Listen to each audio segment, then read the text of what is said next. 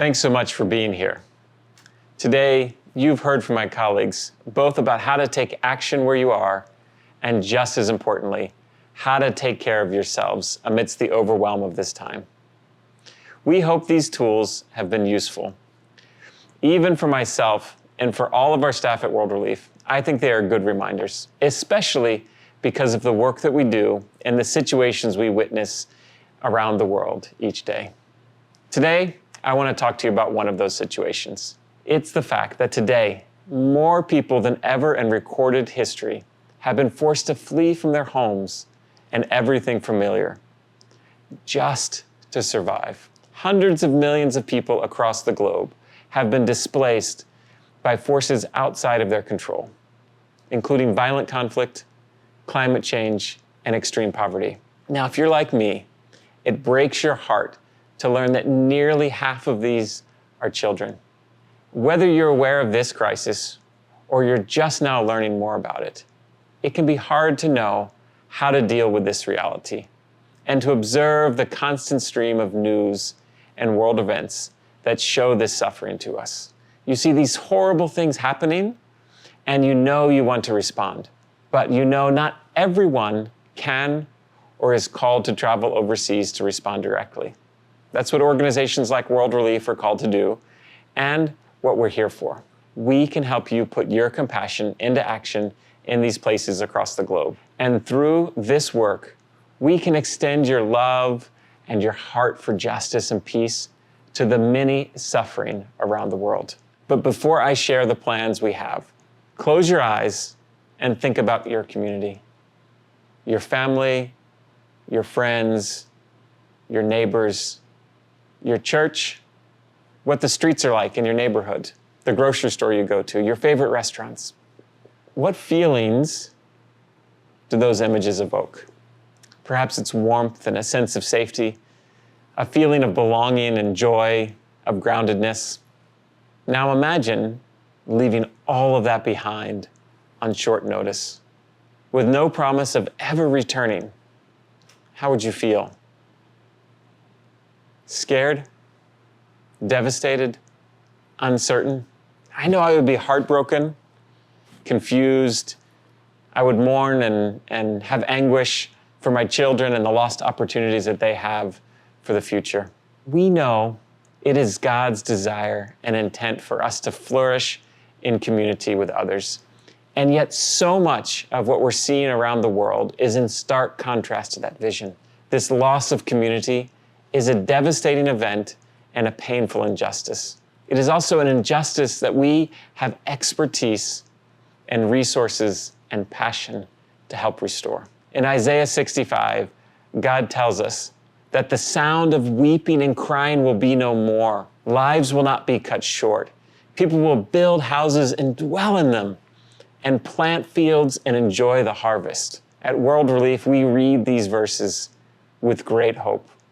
We believe God has a plan to restore our broken world, and that crucial to that plan is His church and His people leading the way.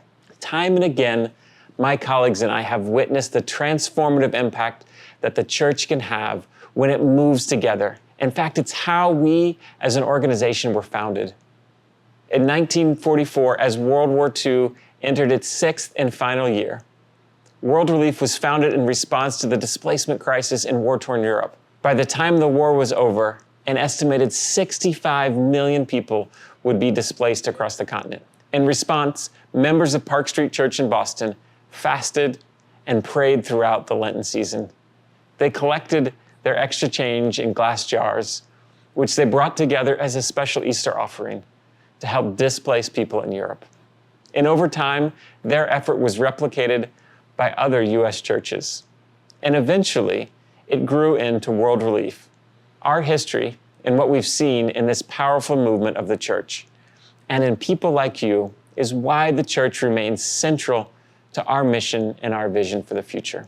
At World Relief, our mission is to boldly engage the world's greatest crises in partnership with the church.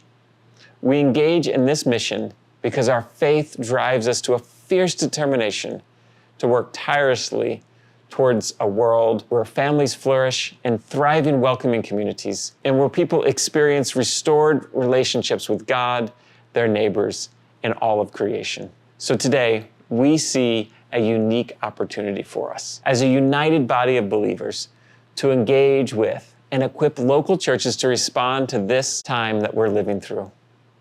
With your support, we'll be doing this through 4 ways. First, by engaging communities in crisis. In the wake of disasters and crises like the war in Ukraine, we are going to continue working through our global network of churches and local volunteers to respond to the emergency humanitarian needs. Second, by building communities of resilience. We want to work to bolster stability and create resiliency in communities at risk of displacement through programs in savings and agriculture, water and sanitation, and health.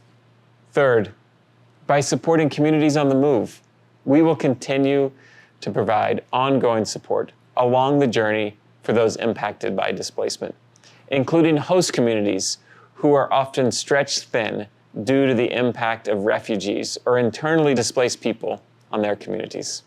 And lastly, by creating communities of welcome right here in the U.S., from initial resettlement support to advocacy and public policy efforts. We want to continue partnering with people like you to move our newest neighbors from simply surviving to thriving.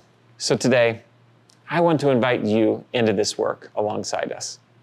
The scale of the world's displacement crisis is immense. If we don't take action, millions more will be put at risk.